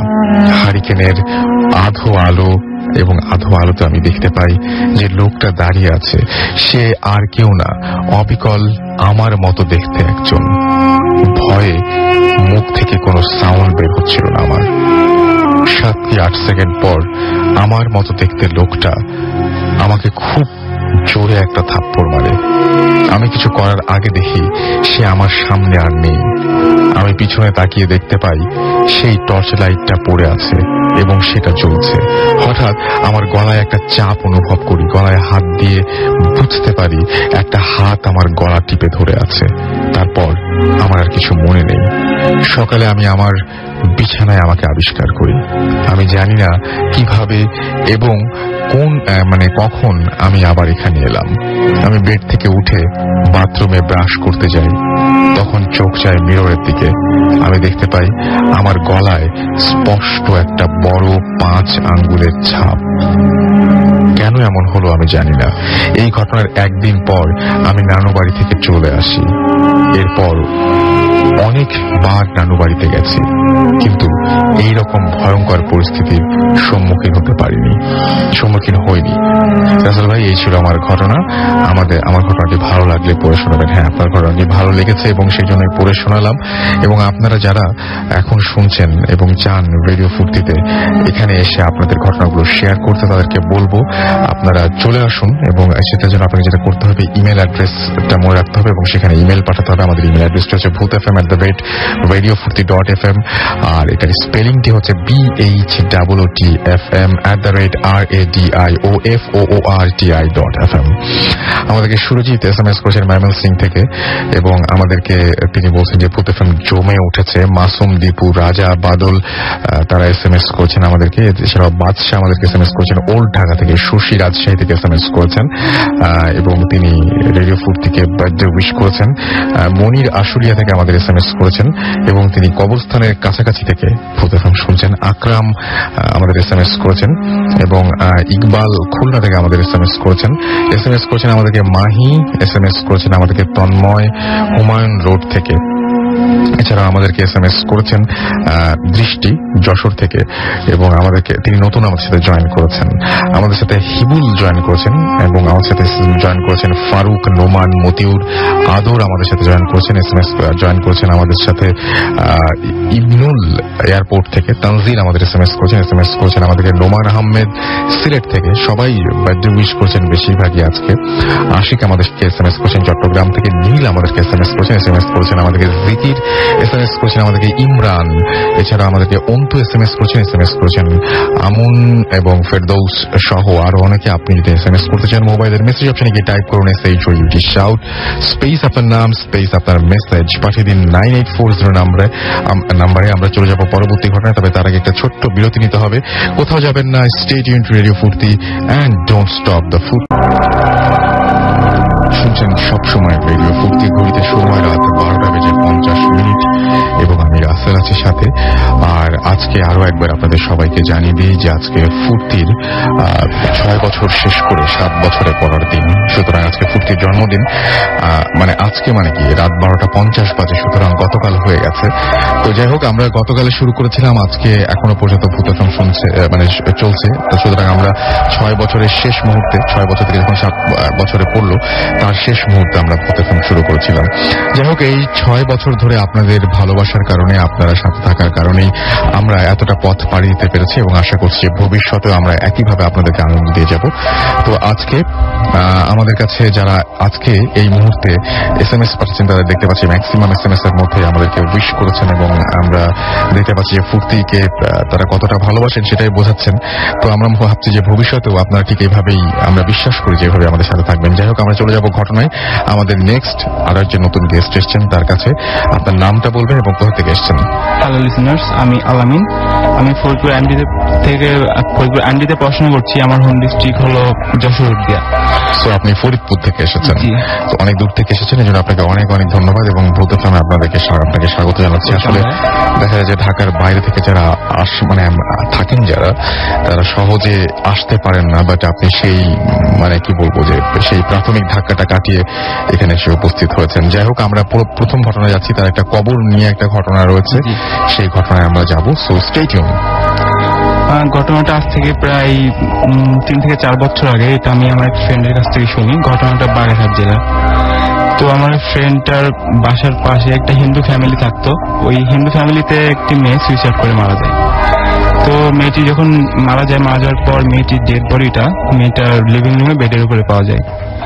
তারপর হিন্দু ধর্মের রীতি অনুযায়ী লাশটিকে পুড়ে ফেলার জন্য সবকিছুই অ্যারেঞ্জমেন্ট করা হয়, বাট সেদিন সারাদিন অনেক বৃষ্টি হচ্ছিল অ্যান্ড সারাদিন হচ্ছিল, প্লাস রাত্রিবেলাতেও অনেক বৃষ্টি হচ্ছিল, যার জন্য লাশটি পুরানো সম্ভব হয়নি। এট লাস্ট ওই মেয়ের ফ্যামিলির আদার্স যারা মেম্বার ছিল তারা ডিসিশন নিল যে লাশটি না পুড়িয়ে মাটি চাপা দেওয়া হবে। এরপর লাশটি মাটি চাপা দেওয়া হয় এবং মেয়েটি তার যে বেডের উপরে মারা যায় সেই বেডের বেডশিট অ্যান্ড কাঁথা এগুলা সহ আর কি ওই মেয়েটাকে মাটি চাপা দেওয়া হয়। এরপর কিছুদিন যাওয়ার পর হঠাৎ একদিন রাতে মেয়েটির মা স্বপ্নে দেখে যে মেয়েটি তার মাকে স্বপ্নে দেখাচ্ছে যে আমি মরি না, আমি বেঁচে আছি, তোমরা আমাকে নিয়ে যাও। এরকম এইভাবে মেয়েটির মা কন্টিনিউ কয়েকদিন স্বপ্নটা দেখে। এইভাবে কিছুদিন যাওয়ার পর একদিন রাত্রিবেলা অনেক ঝড় বৃষ্টি শুরু হয়।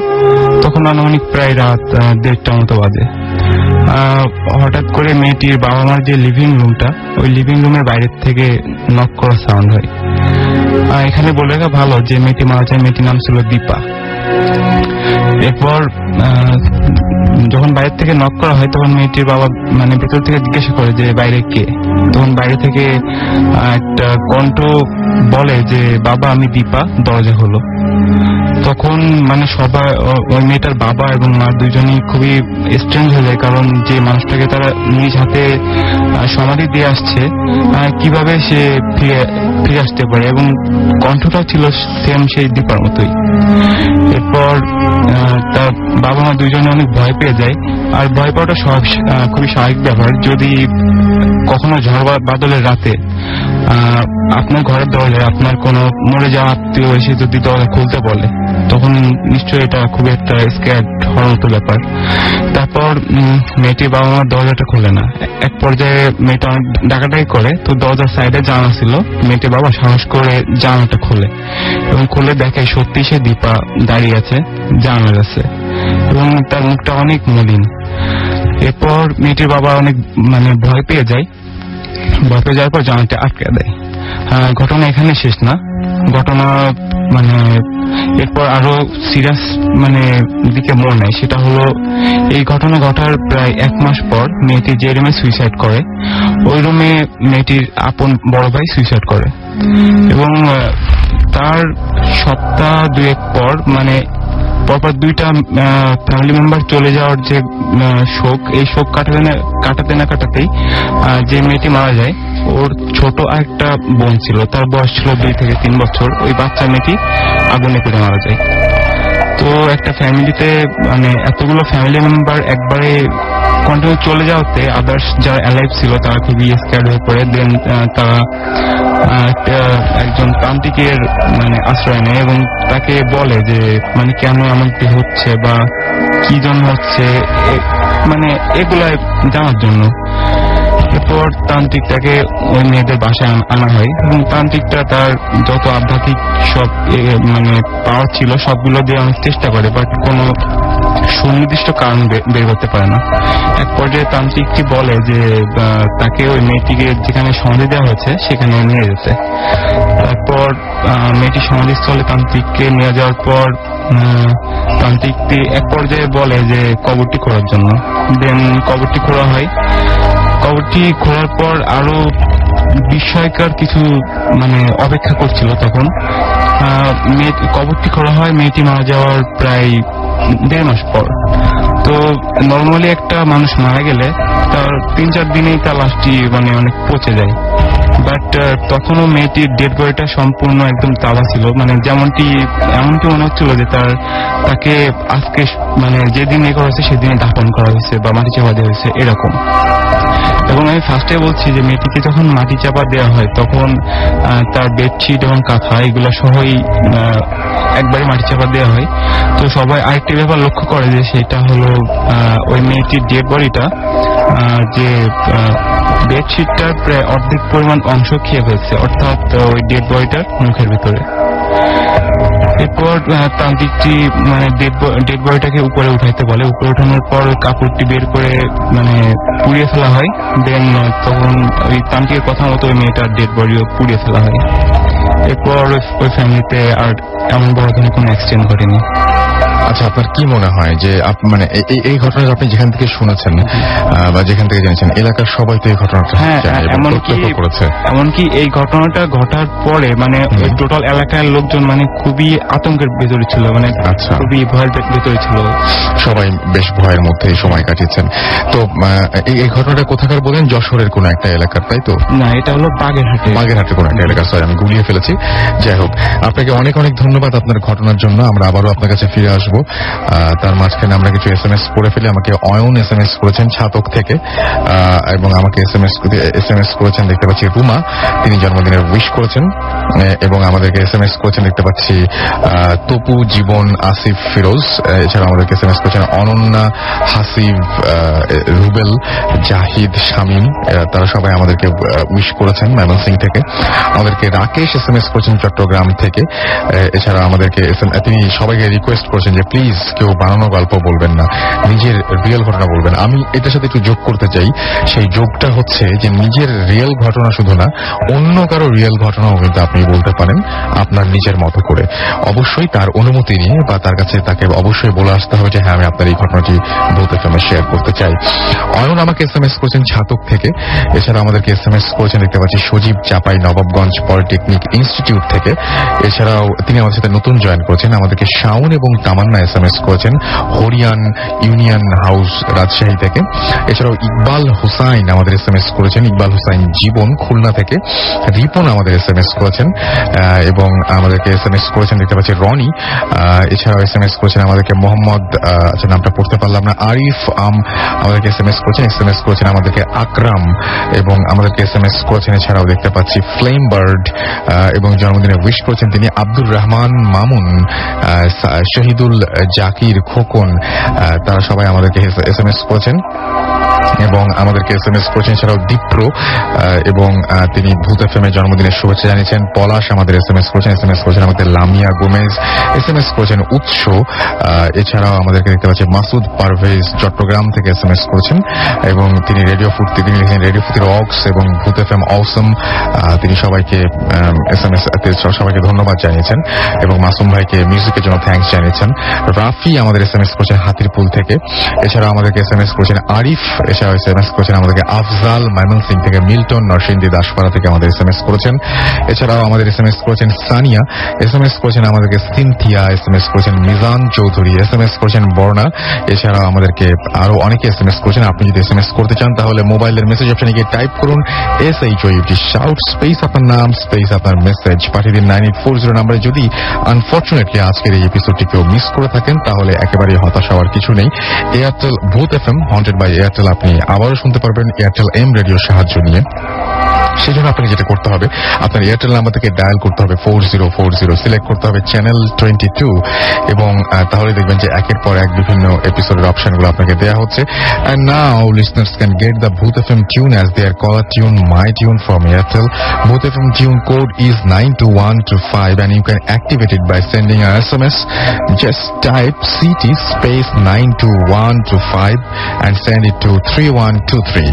দেখবেন যে Booth FM টিউনটি আপনার হয়ে গেছে এবং খুব সহজ পদ্ধতি আমি আরো একবার বলে দিচ্ছি যে আপনার মোবাইলের মেসেজ অপশনে গিয়ে টাইপ করুন সিটি স্পেস দিয়ে 92125 এবং সেটা পাঠিয়ে দিন 3123 নাম্বারে। ঘড়িতে সময় রাত 1:01 শুনছেন সবসময় রেডিও ফুর্তি, চলছে Booth FM haunted by Airtel. আমরা চলে যাচ্ছি আমাদের পরবর্তী ঘটনায়, আমাদের পরবর্তী গেস্টের কাছে। আপনার নামটা বলবেন, কোথা থেকে এসেছেন সেটা একটু বলবেন। Hello listener, I am Abi. I am coming from Motor. প্রথমেই শুভেচ্ছা জানাচ্ছি রেডিও ফুর্তির 6ষ্ঠ প্রতিষ্ঠাবার্ষিকী। আমি এখন যে ঘটনাটি উপস্থাপন করছি এটা ঘটে গত বছর আমার সাথে। এই ঘটনাটা ছিল আমার বাড়ির ছাদে। আমি প্রতিদিনের মতো সেদিনও ছাদে উঠে রেডিও ফুর্তিতে এখন শুনছিলাম। প্রতি সপ্তাহতেই আমি ছাদে উঠে একা রেডিও ফুর্তিতে ভূতের গান শুনে থাকি।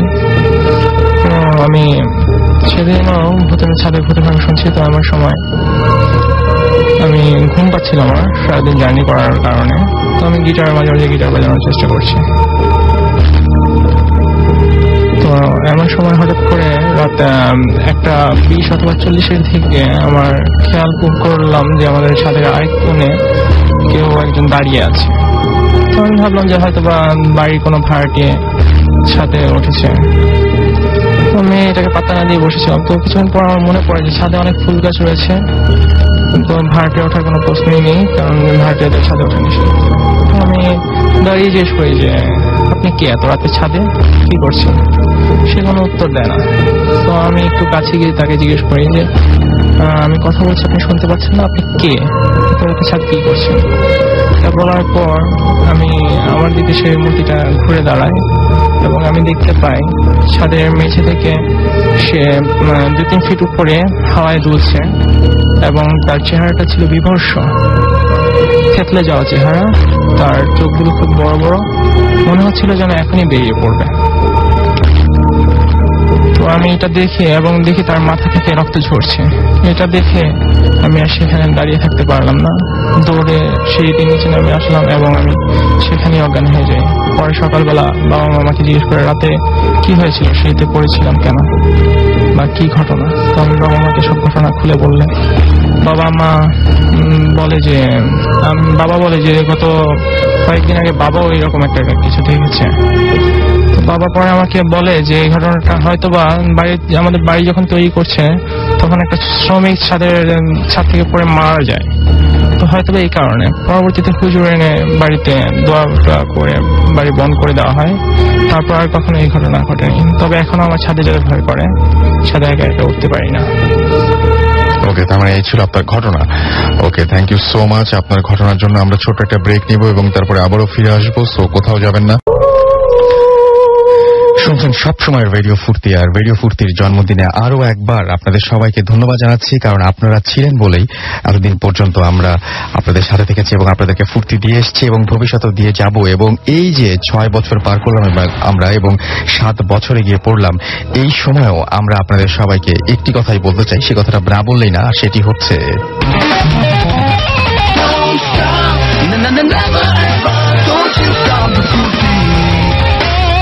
একদম ঠিক কথা, ডোন্ট স্টপ দ্য ফুর্তি। আমাদের সাথেই থাকুন এবং আগামীতেও অতীতে যেভাবে ছিলেন সেভাবেই আমাদের সাথে থাকবেন, সেটাই আশা করব। আমরা চলে যাচ্ছি আমাদের ঘটনায়, তবে তার আগে কিছু SMS রয়েছে। বাবলু আমাদের সাতক্ষীরা থেকে SMS করেছেন আমাদেরকে আব্রাহাম সৌরভ টঙ্গী থেকে, এছাড়াও বাপ্পি মিথুন আমাদের SMS করেছেন, তারা ময়মনসিং থেকে SMS করেছেন আমাদেরকে নসিব SMS করেছেন ফার্মগেট থেকে, রাফি আমাদেরকে চকবাজার থেকে SMS করেছেন, SMS করেছেন আমাদেরকে গ্লোরি, SMS করেছেন আমাদেরকে মোহাম্মদ ইকবাল ঠাকুর মান্দা থেকে, SMS করেছেন আমাদেরকে সুমি মিরপুর থেকে, SMS করেছেন আমাদেরকে লিখন, তমা, সাথী, চাঁদ, তারা 4 জন মিলে একসাথে ভূত FM শুনছেন। দিবা আমাদের SMS করেছেন, বলেছেন কখনোই তিনি তার SMS পড়া হয় না, সুতরাং আমি আজকে আপনার SMS পড়ে ফেললাম। আমাকে আসলে এটা আমার হাতে নেই পুরোপুরি। তানজিম আমাদের SMS করেছেন এবং SMS করেছেন আমাদেরকে দেখতে পাচ্ছি যে ইয়াহিয়া, SMS করেছেন আমাদেরকে মোহাম্মদ রবিউল, এছাড়াও SMS করেছেন পিউল, SMS করেছেন মিল্টন, SMS করেছেন রায়হান, SMS করেছেন আমাদেরকে অন্তু, SMS করেছেন অমিত, এছাড়াও আমাদেরকে SMS করেছেন দেখতে পাচ্ছি দিদারুল, SMS করেছেন আমাদেরকে গুলফাম, SMS করেছেন সবাই, ম্যাক্সিমামই আমরা দেখতে পাচ্ছি যে ভূত FM কে উইশ করে SMS পাঠাচ্ছেন। যাই হোক, আমরা চলে যাচ্ছি আমাদের পরবর্তী ঘটনায়, আমাদের গেস্টের কাছে। তার পরবর্তী ঘটনাটি আমরা শুনে আসবো। আপনার নামটা আরো একবার বলবেন এবং আপনি কোথা থেকে এসেছেন আরো একবার সবাইকে একটু জানিয়ে দেবেন। হ্যালো লিসনার্স, আমি আলামিন এগেইন। আমি আসছি ফরিদপুর থেকে, আমার হোম ডিস্ট্রিক্ট হলো যশোর। ওকে, আমরা নেক্সট ঘটনায় যাই আপনার না? হ্যাঁ জি, তো এর আগে আমরা মাছ ধরনের অনেক ঘটনা শুনছি, বাট আমি একটা ঘটনা আপনাদেরকে এখন শেয়ার করব। এটা অনেক ডিফারেন্ট লাগছে আমার কাছে। ঘটনাটি আমি আমার ফ্রেন্ডের কাছ থেকে শুনছি, ওদের এলাকায় ঘটা। তো ওদের যে এলাকাটা ওটা আর কি মানে হিন্দু এলাকা, মানে বেশিরভাগই সবাই হিন্দু ধর্মের অনুসারী। তারপর ওদের এলাকায় আর কি বড় একটা বিল আছে এবং ওই বিলটা একটা শ্মশানের সাথে সংযুক্ত। আমরা সবাই জানি যে বর্ষাকালে গ্রাম এলাকায় মানে বিলে মাছ ধরা অনেক ধুম পড়ে। তো প্রায় মানে মাঝে মাঝে রাত্রিবেলা লোকজন আর কি দল বেঁধে মাছ ধরতে যেত এবং সবাই একটা মাছ দেখতো যে মাছটা অনেক বড়, বাট সবাই বিভিন্নভাবে চেষ্টা করে মাছটিকে ধরতে পারতো না। মানে মাছটি যে কোনো উপায়ে আর কি তাদের হাত ফসকে যেত। এরপর একদিন রাত্রিবেলা অনেক বৃষ্টি হয়। তো 12:30টার দিকে থেকে একটা লোক আর কি ভাবে কি যে আজকে অনেক বৃষ্টি হচ্ছে, তাহলে নিশ্চয়ই মাছ পাওয়া যাবে, আরো অনেক লোক মনে হয় আজকে যাবে মাছ ধরতে। তখন লোকটা আর কি লাইট এবং মাছ ধরার ইনস্ট্রুমেন্ট গুলো নিয়ে রওনা হয় এবং সেই বিলের কাছে পৌঁছায়। তারপর লোকটি তার কাছে থাকা লাইট দিয়ে দেখতেছিল যে মানে কোথায় সে মানে মাছ ধরার জন্য আর কি তার কাজ শুরু করবে। তারপর এরকম দেখতে দেখতে এক পর্যায়ে লোকটি দেখে যে সেই বড়সড় মাছটি তীরের খুব কাছে এসে ঘোরাফেরা করতেছে। এরপর লোকটি মানে এক হাতে লাইট এবং আর হাতে বর্ষা নিয়ে পানিতে নেমে পড়ে এবং লোকটি যত আগায় মাছটি তত আর কি গভীর পানির দিকে যায়। বাট একটা ইন্টারেস্টিং ব্যাপার হলো ওই লোকটি এবং মাছটির ভিতরে ডিস্টেন্স ছিল অনলি 3 থেকে 4 হাত, বাট লোকটা কোনো মতেই মাছটিকে ধরতে পারতেছিল না। এক পর্যায়ে মাছটি অনেক গভীর পানিতে চলে যায়, মানে তখন লোকটি প্রায় গলা পানি পর্যন্ত চলে যায়। এরপর লোকটি ব্যর্থ হয়ে মানে তীরে উঠে আসে এবং তীরে উঠে এসে আর কি মানে মাছটাকে ধরতে পারেনি, তার জন্য সে মানে ওই মাছটিকে নিয়ে অনেক খারাপ কমেন্ট করতে থাকে, মানে জোরে জোরে। এবং কিছুক্ষণ পর লোকটি আবার লাইট মেরে মানে দেখার চেষ্টা করে যে মাছটি কোথায় আছে। তখন লোকটি দেখে যে মাছটি তীরের কাছে চলে আসছে। এক পর্যায়ে লাইটটা একটু দূরে রেখে লোকটি মানে গ্রামাঞ্চলে পোলো নামে একটা জিনিস মাছ ধরার জন্য ইউজ হয়, তো লোকটি ওই পোলো নিয়ে মাছটার উপর ঝাঁপে পড়ে এবং সে মানে কনফার্ম হয় যে মাছটি পোলোর ভিতরে পড়ছে। বাট ওই পোলোর ভিতরে মানে মাছটি পড়ে এবং সেই সাথে অনেক শ্যাওলা কচুরি পানা পড়ে। লোকটি তখন ভাবে যে মানে শ্যাওলা কচুরি পানাগুলো বের করে তারপরে মানে মাছটিকে ভালোভাবে ধরবে। যখনই লোকটা পোলোর ভিতর দিয়ে হাত ঢুকিয়ে মানে শ্যাওলা কচুরি পানা টেনে বাইরে বের করে, তখনই সে দেখে কি সেগুলা কচুরি পানা বা শ্যাওলা না, সেগুলো হলো মেয়ে মানুষের চুল যেমন লম্বা হয় ওরকম লম্বা লম্বা চুল তার হাতে উঠে আসতেছে। এবং সে কয়েকবার এটা করে এবং পুনরায় মানে একই ব্যাপার ঘটে, লম্বা লম্বা চুল উঠে আসে। দেন এক পর্যায়ে লোকটি খেয়াল করে যে ওই পোলোর ভিতর দিয়ে মানে যেখানে মাছ ছিল ওর ভিতর দিয়ে মানে অনেক রক্ত বেরোচ্ছে আর কি, মানে পানি রক্তের কালার হয়ে যাচ্ছে। লোকটি তখন একটু ঘাবড়ে যায় এবং তারপরও সে মানে অনেক সাহস নিয়ে পোলোর ভিতরে পুনরায় হাত দেয় এবং হাত দেওয়ার সাথে সাথে একটি মানে বিকৃত মানুষের মুখ ভেসে ওঠে এবং সেটা মানে অত্যন্ত ভয়ঙ্কর ভাবে হাসতে শুরু করে। এটা দেখে তো লোকটা অনেক ভয় পেয়ে যায় এবং লোকটি তখনই মানে প্রাণ ভয়ে তীরে উঠে আসে এবং তীরে উঠে এসে পড়ে যায়। যখন পড়ে যায় তখন সে খেয়াল করে যে তার 2 পা লম্বা চুল দিয়ে বাঁধা এবং মানে পানির দিকে তাকে মানে আস্তে আস্তে টেনে মানে নিয়ে যাওয়া হচ্ছে। দেন লোকটি অনেক কষ্টে ওই চুলগুলোকে ছাড়ায় এবং ছাড়িয়ে মানে ওই বিলের কাছাকাছি একটি বাড়িতে যেয়ে আর কি মানে সেন্সলেস হয়ে পড়ে। পরে মানে লোকটি যখন সিরিয়াস পেরে তখন সে ঘটনাগুলো শেয়ার করে এবং এক পর্যায়ে লোকটি অনেক জ্বর হয়। অনেক ট্রিটমেন্ট করার পরও এক পর্যায়ে কিছুদিন পর লোকটি মারা যায়। এটা ছিল আপনার ঘটনা, right? Okay, thank you so much আপনার ঘটনা শেয়ার করার জন্য। আপনাকে অনেক অনেক অনেক অনেক ধন্যবাদ। আমরা চলে যাচ্ছি আমাদের পরবর্তী ঘটনায়, তবে তার আগে আমরা কিছু SMS পড়ে ফেলতে চাই এবং কিছু কথাও বলতে চাই। সেটা হচ্ছে যে ভূত FM-এ আমি দেখি যে প্রতিদিন আমাকে অসংখ্য মেইলে জবাব দিতে হয়। আমরা প্রচুর ঘাটাঘাটি করে কিন্তু গেস্ট সিলেক্ট করি। আমরা অসংখ্য মেল পাই আপনাদের কাছ থেকে। সেই মেলগুলোর মধ্যে কিছু মেল থাকে, কিছু ঘটনা থাকে খুব ভালো, কিছু ঘটনা থাকে যে দেখা যায় যে আগে হয়ে গেছে এমন কোনো ঘটনা বা একটু খুব বেশি কাছাকাছি। সুতরাং আমাদের খুব কষ্ট হলেও সেই সমস্ত ঘটনা অনেক ভালো হওয়া সত্ত্বেও বাদ দিতে হয়। অনেক সময় দেখা যায় যে অনেক ফাইল আমরা ওপেন করতে পারি না, সেটা একটা কষ্টকর ব্যাপার।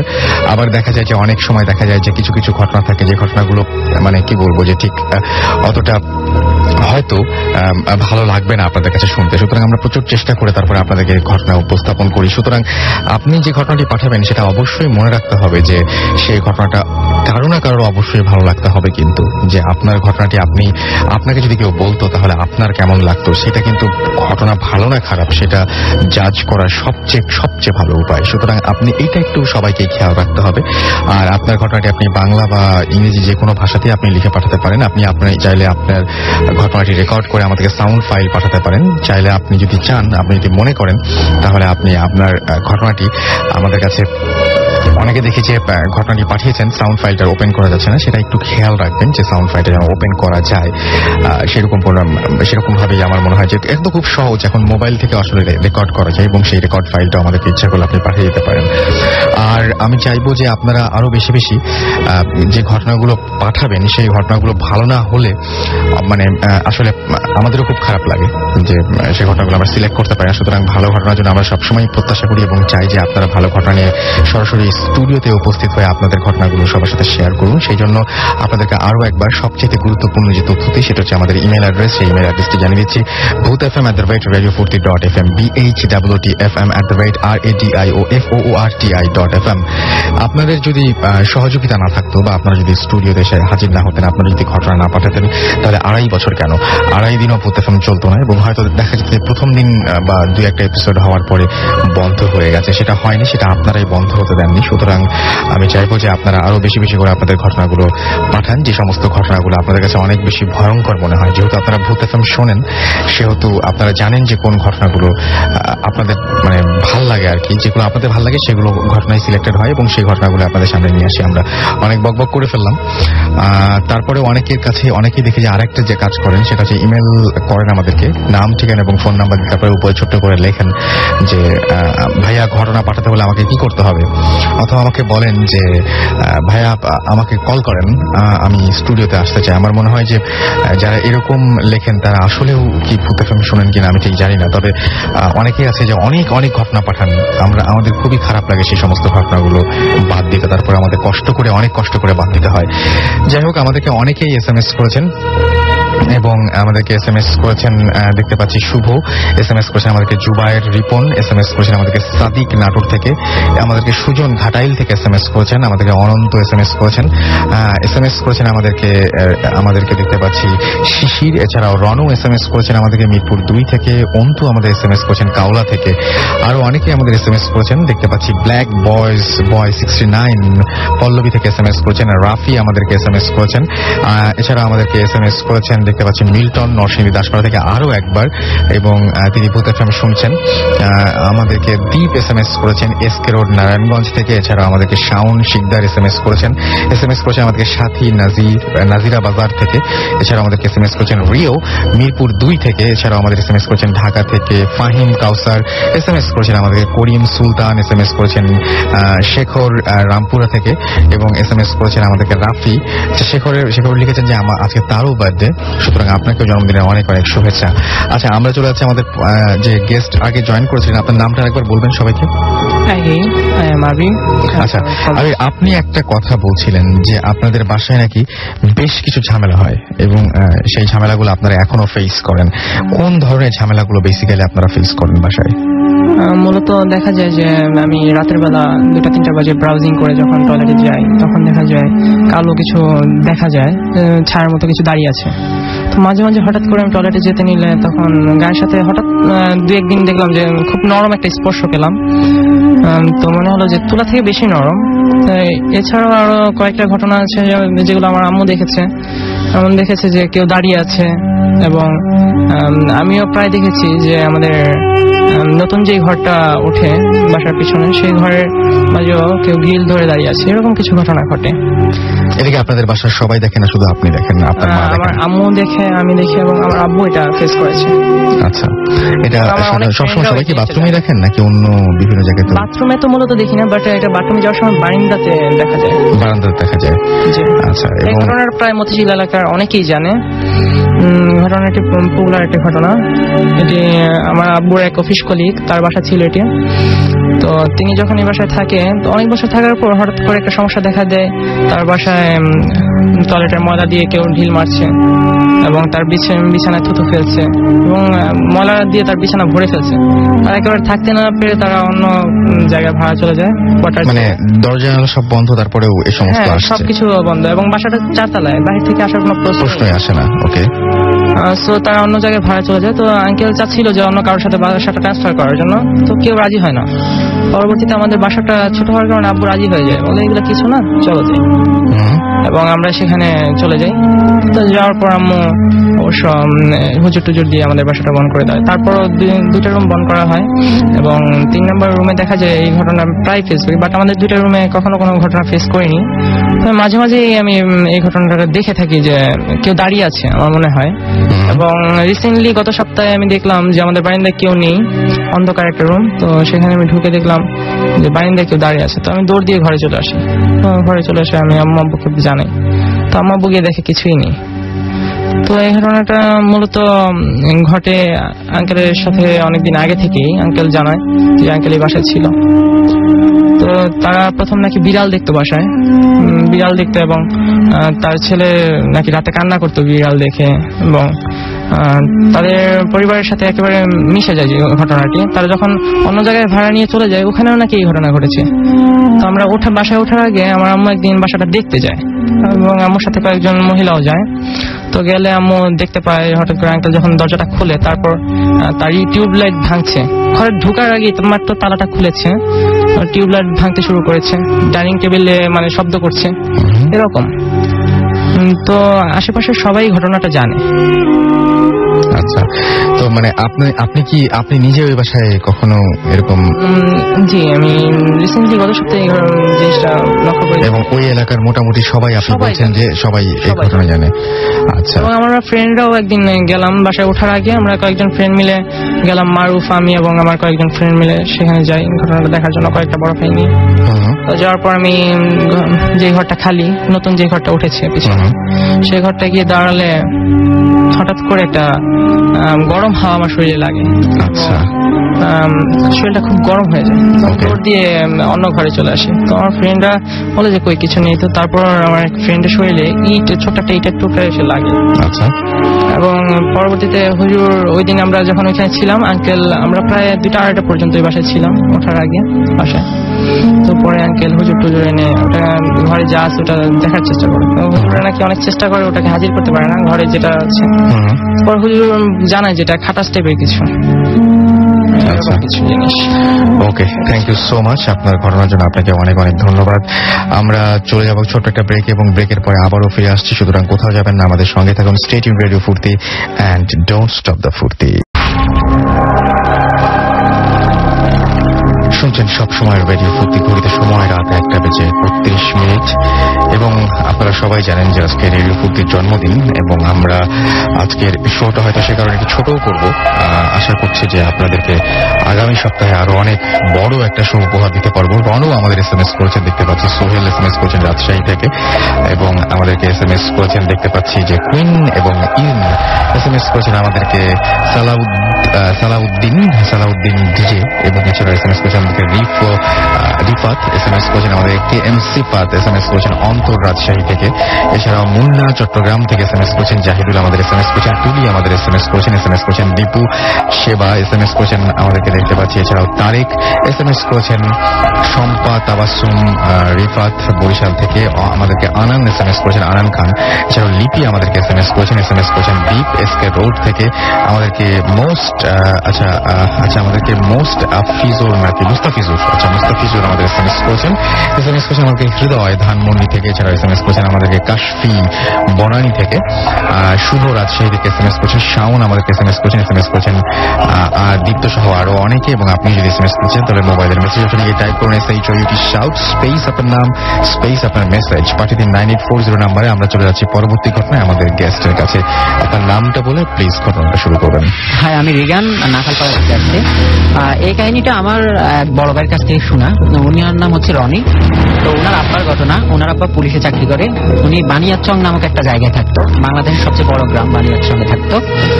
তো ওইখানে হাওড় এলাকা ছিল এবং বর্ষাকালে ওইখানে পানি ছিল। তো এরকম একটা সময় ওনাদের কাছে একবার খবর আসছে যে একটা মহিলা গলায় ফাঁসি দিচ্ছে, ওকে আনতে হবে। তো কোনো কারণে ওনাদের অনেক রাত হয়ে গেছিল। ওইসব এলাকায় পুলিশের নৌকা থাকে। তো ওনারা ওই নৌকা নিয়ে লাশ আনতে গেছে।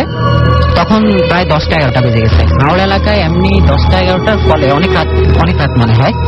তো ওনারা তখন লাশটা নিয়ে লাশটাকে জাস্ট নৌকার সামনে রেখে একটা হেজাক বাতি ওইগুলার সামনে দিয়ে পিছনে ওনারা 3-4 জন সিপাহী সহ উনি বসছে। তো বসার পরে ওনারা চলতেছে নর্মাল, কিন্তু কিছুক্ষণ পরে যখন হাওড়ের মাঝামাঝি আসছে তখন দেখে যে ওনাদের নৌকাটা দুলতেছে এবং একটা বাতাস ওনাদের হেজাক লাইটটা নিভিয়ে দেওয়ার চেষ্টা করতেছে। তো এটা দেখার পরে একজন সিপাহী ওনাকে ইনফর্ম করছে। তো ওনার বলার পরে উনি খেয়াল করছে, সবাই খেয়াল করছে যে নৌকাটা একটু দুলতেছে আর কেউ লাইটটা নিভিয়ে দেওয়ার চেষ্টা করতেছে। দেন সবাই তো এবার বুঝতে পারছে যে লাশ নিয়ে যাচ্ছি আমরা, ফাঁসি দেওয়া লাশ, লাইট নিভানোর চেষ্টা করতে। সবাই খুব ভয় পাইছে। ভয় পাওয়ার পরে উনি যেহেতু অফিসার ছিল, উনি ওদেরকে বলছে যে ভয় পাও না। উনি খুব অভিজ্ঞ ছিল। উনি বলছে যে তোমরা এক কাজ করো, যে পুলিশের যে বেল্ট থাকে, বেল্ট অস্ত্র ধাতুর তৈরি থাকে। তো উনি বলছে তোমরা সবাই বেল্ট খুলে বেল্টগুলা লাশের উপরে নিয়ে রাখো। তো সবাই বেল্ট খুলে লাশের উপরে রাখার পরে কিছুক্ষণ এরকম ছিল। তারপরে কিছুক্ষণ লাইট পড়ে যায় এরকম অবস্থা। তারপরে দেখে যে আস্তে আস্তে সবকিছু থেমে গেছে আর কি। তারপর ওনারা লাশ নিয়ে ওখান থেকে আসতে পারছে। আর আমার ঠিক আছে, আপনাকে অনেক অনেক ধন্যবাদ। আমি আপনার একটা লাস্ট ঘটনা আছে, সেটা শুনবো। আচ্ছা, আপনার নামটা আরেকবার বলতে হবে এবং নামটা বলে আপনার ঘটনাটা বলতে হবে। আমি আলামিন এগেইন। আমি আসছি ফরিদপুর থেকে, আমার হোম ডিস্ট্রিক্ট যশোর উদ্যা।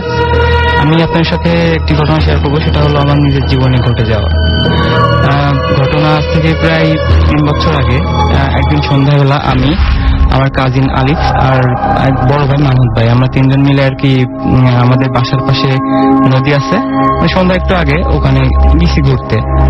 তবে ওই জায়গাটা একটু ডেসক্রিপশন দেওয়া ভালো। জায়গাটাতে ব্রিটিশ আমলে নীল চাষ করার জন্য তাদের একটি বড় ভবন নির্মাণ করে এবং ওখানে নীল চাষীদের উপর অনেক অত্যাচার করা হতো। এবং 1971 সালে ওখানে পাকিস্তানের হানাদাররা অনেক নির্ভর বাঙালিকে মারে। এখনো যদি ডিপলি মাটি খোঁড়া হয় তো অনেক নরকঙ্কাল সেখানে পাওয়া যাবে। তো সন্ধ্যা হয়ে গেছে, মাগরিব আজান দেওয়ার প্রায় 15-20 মিনিট পরে আমরা বাসায় ব্যাক করব। তখন আমার কাজিন আর সেই বড় ভাই ওরা একটু আগেই চলে আসে। এন্ড দেন আমি পরে নিরিবিলি হাঁটতে আসতেছি। তখন ওরা দূর থেকে আমার কাজিন আলিফ চিৎকার দিয়ে ওঠে এবং ওটা বলে যে আলামিন ভাই তোমার পিছনে কি একটা। এবার আমি পিছনে তাকে দেখি, বাট কিছুই তেমন নাই যে ভয় পাওয়ার মতো ভয়ঙ্কর, সবকিছু নর্মাল ছিল। তখন আমি উপরে উঠে আসি এবং এসে বলি যে কি হয়েছে। তখন ও বলে কি যে তোমার পিছনে দেখলাম যে ধোয়ার মতো কিছু একটা তোমার ফলো করতেছে। এরপর সেদিন গেল, আমি কিছু মনে করি না, হয়তো ওরা ভুল দেখছে। এর কয়েকদিন পর আমি রাত্রিবেলা আমার স্টাডি কমপ্লিট করে, খাওয়া দাওয়া কমপ্লিট করে ঘুমিয়ে পড়ছি অলরেডি। হঠাৎ করে ঘুম ভেঙে গেছে। ঘরে তখন ডিম লাইট জ্বলতেছিল এবং আমি দেখি কি যে ঘরে মাকড়সার জালগুলা মানে গ্রোথ করে করে আমাকে মানে এত পরিমাণে গ্রোথ করে আসতেছে আমার দিকে যে আমাকে কাভার করে ফেলবে এমন একটা অবস্থা। তখন আমি অনেক ভয় পেয়ে যাই, চোখ বন্ধ করে চিৎকার দিয়ে আমার আব্বু আম্মু মানে দুজনে ছুটে আসে এবং এসে বলে কি হয়েছে। আমি বলি যে এরকম ঘটনা হচ্ছে। তো আব্বু বলে কি যে হয়তো খারাপ কোনো স্বপ্ন দেখছো, ওটা এখন ব্যাপার না, তুমি ঘুমায় পড়ো। তার কিছুদিন পর সেম ব্যাপার, আমি স্টাডি শেষ করে মানে খাওয়া দাওয়া শেষ করে ঘুমাইছি এবং কিছুক্ষণ পর ঘুম ভেঙে গেছে। এরপর আমি তাকে দেখি যে আমার খাটের বাঁ পাশে একটা মানুষ আকৃতির একজন দাঁড়িয়ে আছে, বাট তার চোখ নাক মুখ মানে মুখে বা অন্য কোনো বা মাথায় কোনো চুল ছিল না, কিন্তু ওটা আমার দিকে ফেস করে দাঁড়িয়ে আছে এবং আমি যখনই চিৎকার দিতে যাব তখনই ওটা এক হাত দিয়ে আমার মুখ চেপে ধরে এবং তার একটি পা ঘুরিয়ে নিয়ে আমার মানে ডান সাইডে রাখে এবং আমার বুকের উপর চেপে বসে। যেহেতু ফার্স্টে আমার মুখটা আটকে ফেলছিল তখন আমার গলা টিপে দিল এবং আমার শ্বাস নিতে অনেক কষ্ট হচ্ছিল, আমি আস্তে আস্তে সেন্স হারিয়ে ফেলতেছিলাম, এরকম একটা অবস্থা। তারপরেও আমি আয়াতুল কুরসি এবং অনেক যতগুলো দোয়া কালাম জানি সবগুলো পড়ার চেষ্টা করি এবং এক পর্যায়ে জিনিসটা ভ্যানিশ হয়ে যায়। তো ওই দিন রাত্রিবেলা আমি আব্বু আম্মুকে ডেকে বলি যে এরকম ঘটনা ঘটছে। তো আব্বু আম্মু বলে কি যে তোমার তাহলে এই রুমে শোয়ার দরকার নেই, তুমি পাশের রুমে যে ঘুমাও। ওই দিন রাত্রিবেলা আসলে সিরিয়াস হয়ে কিছু হয় নাই। এবার তার কয়েকদিন পর আমি বিকেলবেলা খেলাধুলা করে বাসায় ফিরছি এবং বাসায় ফিরে আম্মুকে বলছি কি আম্মু আমার অনেক ক্ষুধা লাগছে, কিছু খাইতে দাও। তখন আম্মু বলে যে পাশের রুমে ফ্রিজে খাবার আছে, তুমি ওটা মানে খেয়ে নাও। তখন আমি ওই রুমে যখনই ঢুকতে গেছি হঠাৎ চোখ চলে এসেছে আমার বাসার ভেন্টিলেটারে। তখন দেখি ভেন্টিলেটারে দাও দাও করে আগুন জ্বলতেছে এবং এত সিরিয়াস ভাবে যে সেটা রুমে ছড়িয়ে পড়বে এরকম একটা অবস্থা। এরপর আমি দৌড়ে আসি এবং এসে আম্মুকে বলি যে আম্মু ঘরে আগুন লাগছে, তাড়াতাড়ি আসো। আম্মু আমার সাথে যায়, বাট কোনো আগুন নাই। এরপর আমার অনেক অসুস্থ হয়ে পড়ি আমি। এরপর অনেক আমার চেঞ্জ ঘটে, আমি অনেক আনমনা হয়ে যেতাম, মানে ঠিকমতো পড়াশোনা করতাম না, মানে এখন আপনি তো ভালো আছেন? জি এখন আপনি ভালো আছেন। ওকে, থ্যাংক ইউ সো মাচ, আপনাকে অনেক ধন্যবাদ আপনার ঘটনার জন্য। আমি কিছু SMS পড়বো। কিন্তু আমাদের SMS করেছেন মোহাম্মদপুর থেকে, এছাড়া আমাদেরকে বাবু SMS করেছেন, এছাড়া আমাদেরকে SMS করেছেন মোহাম্মদ আকরামুল, SMS করেছেন ইঞ্জিনিয়ার মহিউদ্দিন চট্টগ্রাম থেকে, এছাড়া আমাদেরকে তারেক SMS করেছেন আমেরিকান পার্টি, আচ্ছা মিরপুর থেকে, এছাড়া আমাদেরকে পাত্রী আমেরিকান পাত্রী, আচ্ছা মিরপুর থেকে। আমাদেরকে বোরহান SMS করেছেন আফিয়া, SMS করেছেন মারুফ ও নীলা, SMS করেছেন ডিজে রনি, এছাড়া SMS করেছেন সোহেল কামরাঙ্গীর চর থেকে, এছাড়া আমাদেরকে রামিম SMS করেছেন রাসেল খান, SMS করেছেন অপু, আচ্ছা রাসেল খান এবং অপু BM কলেজ থেকে, এছাড়াও নয়ন আমাদের ময়মনসিংহ থেকে SMS করেছেন আমাদেরকে সুমন, SMS করেছেন আমাদেরকে, এছাড়াও আলামিন সহ আরো অনেকে। যাই হোক, আজকে ভূত FM আমরা মোটামুটি এখানে যাচ্ছি শেষ করতে। আগামী সপ্তাহে আপনাদের সাথে আবারও কথা হবে। তার আগে আরো একবার জানিয়ে দিই, আমাদেরকে ইমেল করার অ্যাড্রেসটি হচ্ছে bhutfm@radiofurti.fm। আমি যদি আপনাকে স্পেলিংটি বলে দিই তাহলে আপনার আরো সুবিধা হবে, লিখে ফেলুন BHTFM@radiofooRTI.fm। যে কোনো মানে বাংলা অথবা যে কোনো ইংরেজি যে কোনো ভাষায় আপনি আপনার ইমেলটি আমাদের কাছে লিখে পাঠিয়ে দিন এবং আপনি চাইলে আপনার যারা দেশের বাইরে আছেন বিশেষ করে তারা চাইলে সাউন্ড ফাইল পাঠাতে পারেন আমাদেরকে, মোবাইলে রেকর্ড করে সেই ঘটনাটি আমাদেরকে হুবহু পাঠিয়ে দিতে পারেন। আমরা সেটা প্লে করার চেষ্টা করবো যদি আপনার ঘটনাটি ভালো হয়। অনেকেই আমাদেরকে SMS আমাদেরকে ইমেল করেন এবং আমরা দেখতে পাচ্ছি যে অনেকে ইমেল করে আবার এরকমও কমপ্লেন করেন যে আমার ঘটনাটা কেন পড়া হচ্ছে না। আপনার ঘটনাটা পড়া হচ্ছে না এই কারণে যে আপনার ঘটনাটা অবশ্যই আরেকজনের ঘটনা চাইতে বেটার হতে পারে, কারণ আমরা খুব বেশি হলে 2টা বা 3টা ঘটনা পড়তে পারি এবং 3জন বা 4জন গেস্টকে ডাকতে পারি, তার বেশি ডাকা সম্ভব হয় না। সুতরাং সবাইকেই মানে সেরা ঘটনাটা পাঠালেই সবচাইতে বেশি আসার সম্ভাবনাটা বাড়ে, এটাই আর কি বলবো। যাই হোক, চলে যাচ্ছি আজকের মতো এখানেই শেষ করছি এবং আগামী সপ্তাহে আবারও কথা হবে ঠিক একই সময় রাত 11:59। সেই পর্যন্ত সবাই ভালো থাকেন, সুস্থ থাকেন, সুন্দর থাকেন, মোস্ট ইম্পর্টেন্টলি ফুর্তিতে থাকেন, এই আশাই করব। আজকের মতো এখানেই টাটা। তবে চলে যাচ্ছি, বাট আমাদের প্লেলিস্ট জুড়ে রয়েছে দারুণ দারুণ সব গান, সুতরাং আমি অবশ্যই আপনাদেরকে সাজেস্ট করব স্টেজিং রেডিও ফুর্তি অ্যান্ড ডোন্ট স্টপ দ্য ফুর্তি।